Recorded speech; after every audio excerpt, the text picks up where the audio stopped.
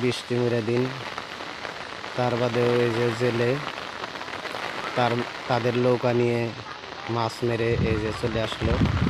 দেখেন, গরিব ঘরে জন্ম নিলে কষ্ট করেই খেতে হবে, এটাই নিয়তির নিয়ম।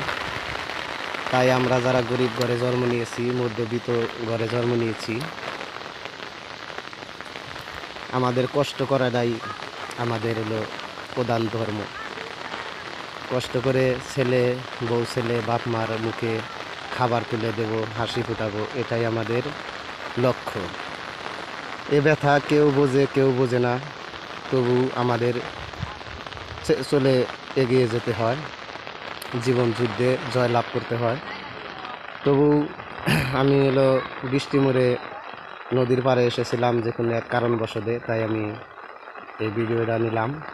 তো বৃষ্টির কারণে আমি দেখেন অনেক কাঁচার, আমি যাইতে পারলাম না।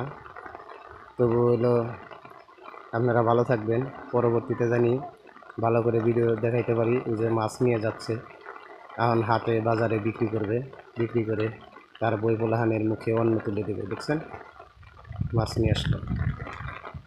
তো ভালো থাকবেন, লাইক কমেন্ট শেয়ার করে সবাই দেওয়ার সুযোগ করে দেবেন।